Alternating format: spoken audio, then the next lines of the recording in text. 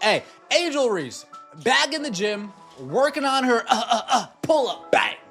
Working on her midi, working on her mid-range game, 15 to 17 feet out, being able to create some space for herself. Yes, this looks embarrassingly slow. No, it is not in slow motion. This is just what we have to work with right now. When you first watch Lexi Hull's training footage with the Indiana Fever, it's hard to look away. She's drilling three-pointers with a smooth and confident release. Right next to her, Caitlin Clark is dialed in, knocking down mid-range shots like she was born to do it. The entire clip feels polished, intense, and high-level. It's no wonder it racked up 2.7 million views in under 24 hours. Every action is intentional, guided by a development coach who turns fundamentals into pro-level sessions. Then, Angel, Reese's clip dropped, and the difference couldn't be more striking. And Mabry comes up with the board. Long pass, perfect to Reese. She was unable to get it in. And they play some beautiful basketball. Again, no Brianna Stewart today. Chicago's missed 7 straight shots. That's off all screen, so she's not getting any easy look. Reese. Seeing a 6'3" post player who struggled with easy finishes last season, working on deep jumpers instead really caught my attention. There weren't any coaches on site, no structured routine, just a recording running while she practiced moves that rarely come into play during real matchups. That's when it hit me. Not every training routine delivers results, and some are clearly off track. But it's like, work on your weaknesses. Work on your weaknesses, and work on the important weaknesses. What the Indiana Fever are showing in their workouts goes far beyond standard off-season posts. It's a real championship blueprint that's capturing massive attention. This isn't the regular check, out my gym grind content most WNBA players share. The Fever are laying out their full playbook, giving fans a clear look at how they plan to dominate the court next season. And the audience is loving every bit of it. More players like kind of almost in these workouts, but they're probably doing a lot of workouts with individual players. But yeah, she's going to the basket, takes a reverse layup right there. She makes a nice off-footed finish layup, nice floater right there. Stephanie Weiss actually showing her what to do while being denied, coming off some fakes, which is nice, doing her like patented jump shot. Oh, she shot the ball right off. What truly separates these clips is the clear intent behind everything. Each athlete is perfecting skills that complement each other, like pieces of a title-winning strategy. Lexi Hull is drilling corner threes and fast jump shots to let Caitlin Clark attack the lane. Sophie Cunningham is dialed in, from the elbow because that's where defenders will sag off when Clark draws doubles. Most teams stick to vague training highlights, but the Fever are different. They're transparently building chemistry. You can literally see their game plan develop. Hull's shots stretch defenders, giving Clark space. That pressure inside opens chances for Aaliyah Boston to post up and creates mid-range looks for Cunningham. It's a clever, unified plan, and that strategic clarity is why their clips are going viral.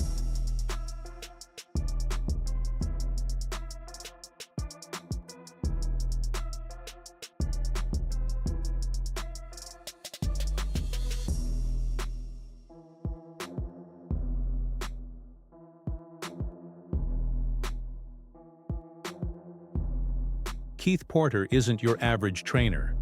He's hands-on in scrimmages, defending and pushing players to compete at real speed.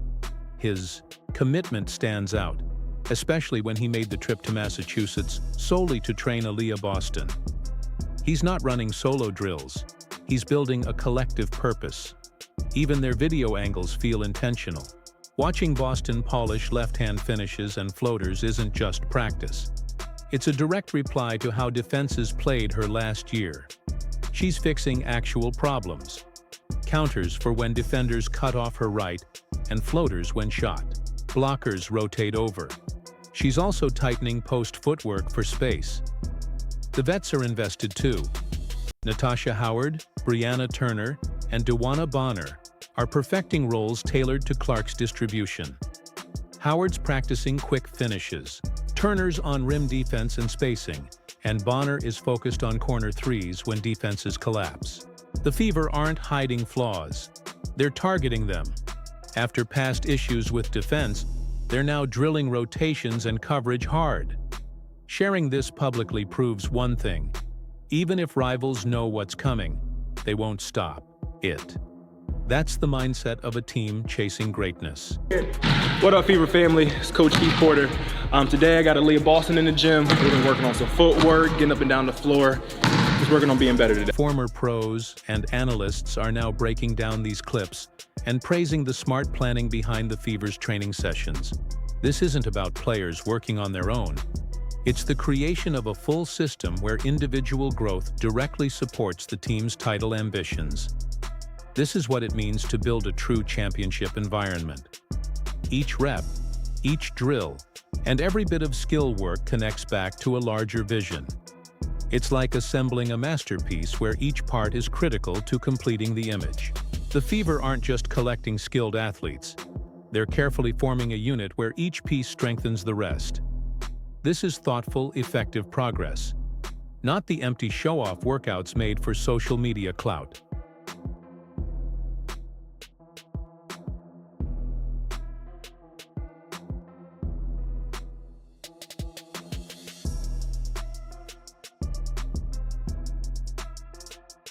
The title-level attitude the Fever are building really stands apart from Angel Reese's recent footage.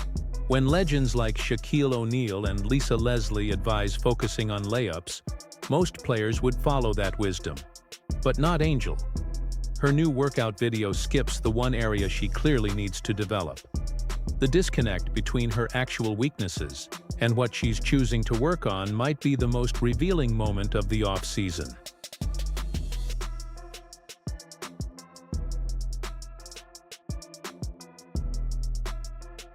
After spending months doing interviews and hitting red carpets, Angel Reese finally dropped a workout video to show she's training.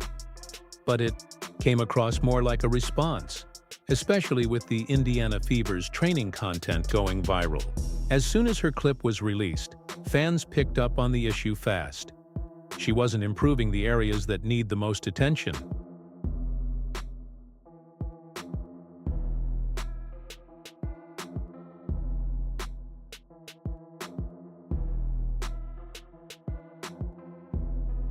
Angel Reese, standing 6'3", had a tough season last year, hitting just 44.5% from inside 5 feet. Ikinian, one of the worst finishing rates among high-volume WNBA post players. Despite this glaring problem, her newest workout shows her shooting jumpers, launching threes, and doing perimeter drills instead of working on finishes near the hoop.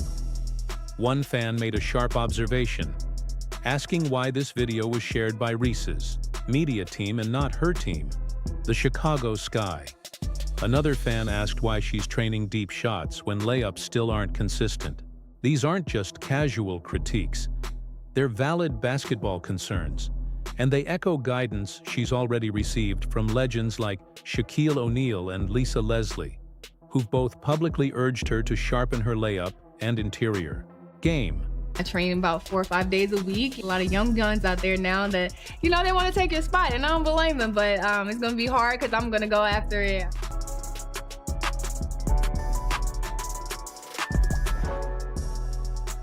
Even with expert feedback, Angel Reese appears to be skipping over the core weaknesses in her game, choosing instead to practice low-usage jumpers. The numbers make the situation even clearer. Beyond her 44.5% conversion rate from under 5 feet, she made less than 15% of her shots from 5 to 9 feet. Her full-season field goal percentage was only 39.1%. These stats underline an urgent need for close-range improvement, not more time spent on outside shots. Lexi Hall being back in Indiana, in the gym, working out. We saw Keith Porter in there. We saw Lexi shooting her shots. We saw Lexi with reverse layup. One of the most eye-opening stats from last season is that nearly 40% of Angel Reese's rebounds came after she missed her own shots. Nearly half of her rebounding total, the very thing she's praised for, came from putting back her own misses. That creates a skewed picture where her finishing struggles are inflating her rebound numbers. Equally troubling is what's absent in her recent training video. There's no presence from the Chicago Sky staff, no visible coaching input, and no structured drills to push growth. While Indiana Fever players are seen refining targeted skills with coaches, Reese's footage lacks pro-level structure and a clear plan for development. Right? I don't think that's where she's going to be offensively. I think her new coach is taking her away from the basket. Basketball insiders have slammed Angel Reese's workout clip as all style, no depth, pointing out that it looks more like a performance than a serious training session, targeting her actual flaws. It shows a worrying disconnect between what she should be working on and what she's doing. The difference between this and Indiana's methods is stark. The Fever's footage is rich with detailed coaching input, where each drill is designed for real in-game application. Their players are dialed in on skills that directly translate to success, while Reese is focused on long-range shots instead of improving where she struggles the most, near the basket. Put myself in her shoes and I said, you know what? If Angel Reese was my power forward, and he saw this chart that we're looking at right now, and I see that when she's close around the basket finishing on layups, she's shooting 42%. And when I see Camila Cardoso around the basket finishing on layups, bottom of the chart, folks, she's finishing at a 56% clip. Well, if I'm Tyler Marsh, I am saying to myself, okay, let's make sure that this paint is not congested. It's no surprise that Chicago Sky fans are alarmed when their top player puts effort into the wrong areas, especially without guidance or proper technique. The backlash from the fan base proves they understand player development better than she seems to. This isn't some deep technical breakdown. Anyone who saw her last season knows the issue. She couldn't consistently finish around the basket, yet she's practicing three-point shooting. This serious disconnect brings up real questions about her understanding of the game and her readiness to work on what truly needs fixing.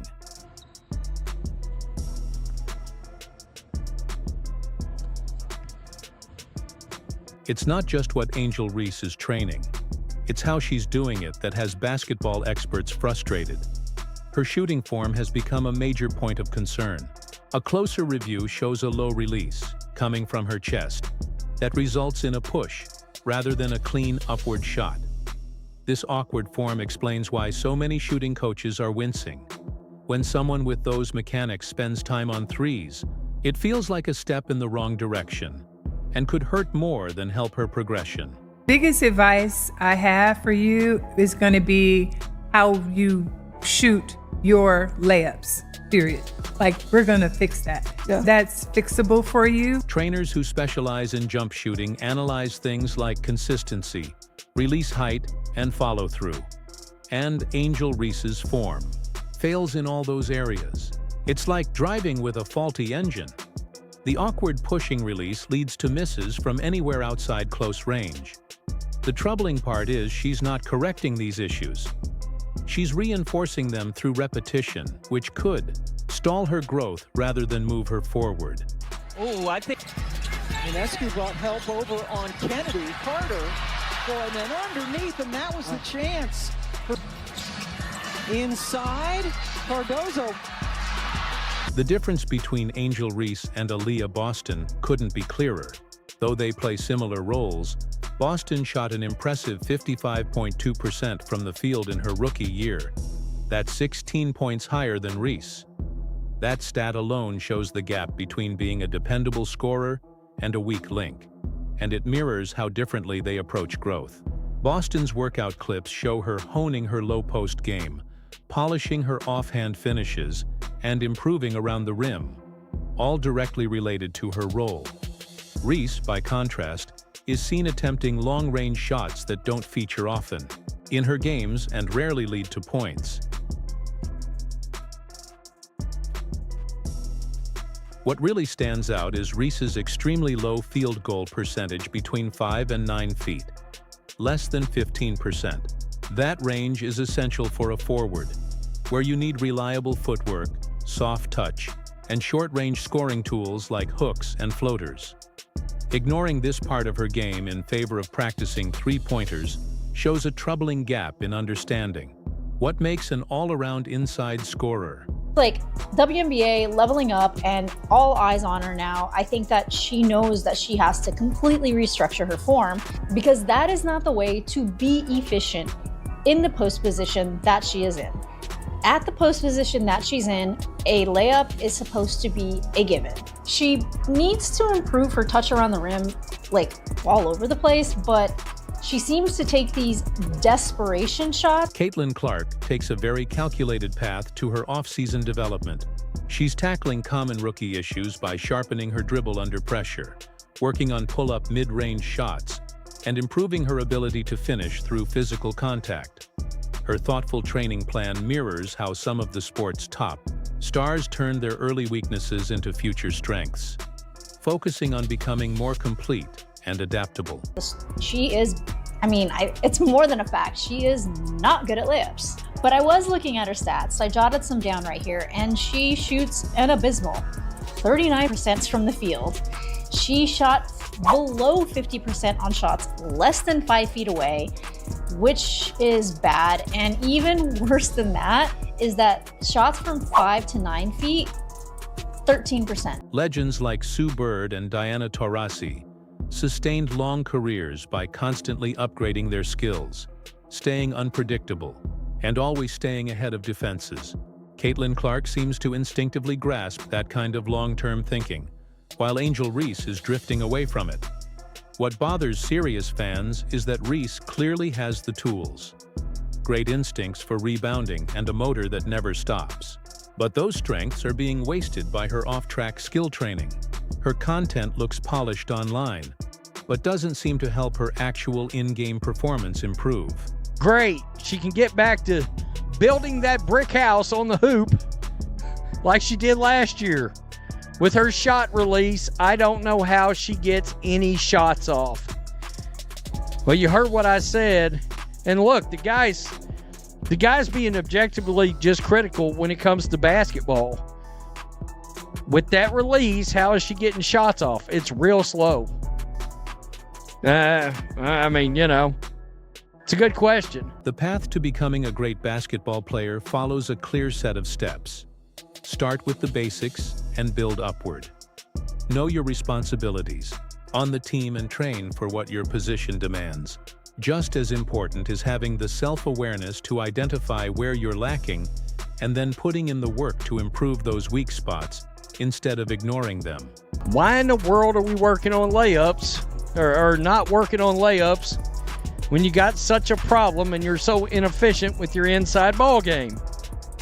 I just don't understand it, all right? Not only that, but that release is still draggy and slow. All right? You're a 4. Why are you shooting that far away? I get it. Eventually, you got to develop a jump shot. But you got to get the fundamentals down first. This is a clear case of structured development paving the way for sustained success versus an approach that risks professional stagnation. Many experts already see the Indiana Fever crafting a potential dynasty thanks to their intentional skill-building process. In contrast, Angel Reese's style of preparation could be capping her future growth. You can't ignore the difference. The Fever is cultivating unity and direction, while Reese appears without a clear plan. Her field goal stats highlight the issue. Problems around the rim remain unaddressed as she focuses on long-range shots instead. The core question remains: choose progress or popularity? All signs point to disciplined growth as the true path to winning.